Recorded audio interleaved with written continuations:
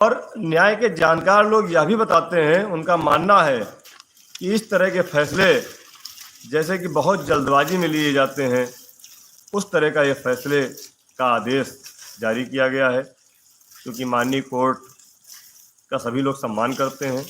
उनके आदेश का पालन करना हम सबका कर्तव्य है। हाँ, यदि उस फैसले से हम लोग संतुष्ट नहीं होते हैं तो उससे ऊपर की कोर्ट में जाते हैं, लेकिन माननीय कोर्ट के फैसले पर कोई भी टिप्पणी हम लोगों को करने का कोई अधिकार नहीं है। हालांकि मैंने सदैव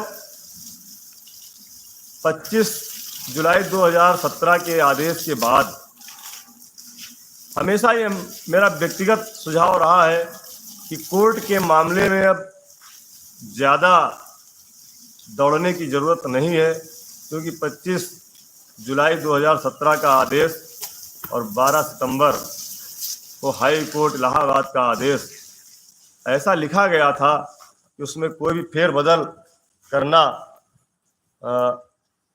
बहुत मुश्किल काम है।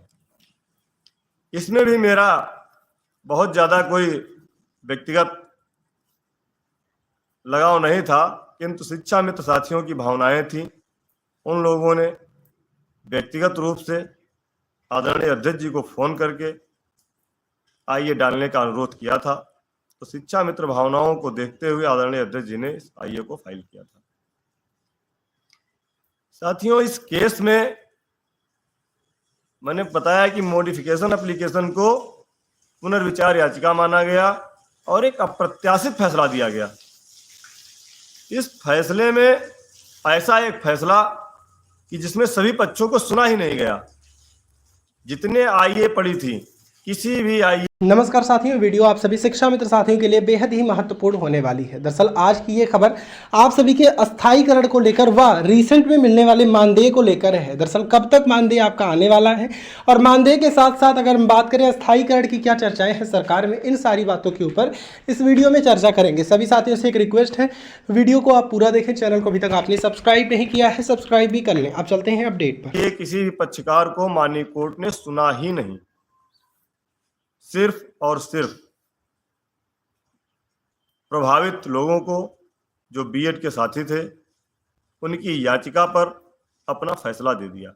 यहां तक कि माननीय कोर्ट ने जो एनसीटीई को और केंद्र सरकार को एक आदेश जारी किया था कि पूरे देश में प्राथमिक स्कूलों में कितने शिक्षकों के पद खाली हैं, उनकी संख्या भी नहीं आई।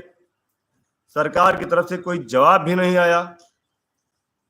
बिना कोई जवाब दाखिल हुए और आईए जितनी पड़ी थी उनमें किसी भी एक व्यक्ति का आर्गुमेंट ना लेते हुए फैसला दे दिया गया,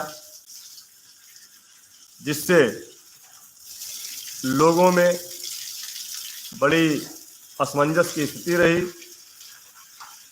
और यहाँ तक कि इस फैसले में माननीय न्यायालय ने अंत में यहाँ तक भी कह दिया कि इस आदेश में पारित निर्देश पूरे देश के न्यायिक व्यवस्था पर लागू होगा, जिसमें सभी राज्य और केंद्र शासित प्रदेश शामिल हैं जो किसी भी न्यायिक प्रक्रिया में लंबित हैं। ये समझ लीजिए कि बीएड योग्यताधारियों को अगस्त का जो नोटिफिकेशन आया है, उसके पहले की जो भर्तियां हुई हैं उसमें अजर अमर कर दिया गया है। मतलब जिन राज्यों के लोग इस मुकदमे में शामिल भी नहीं थे, क्योंकि मुकदमा तो मध्य प्रदेश सरकार का था, वहाँ के प्रभावित लोगों ने किया था, लेकिन इस आदेश में पूरे देश के सभी राज्यों को और सभी उन बीएड योग्यताधारी लोगों को जो 23 अगस्त के पहले अध्यापक बन चुके हैं, उनको हटाने का कोई भी अब आदेश जारी नहीं हो सकता।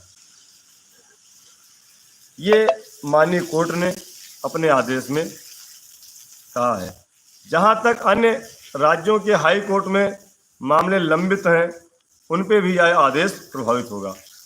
तो इस तरह का फैसला एक बहुत रेयर केसों में आता है।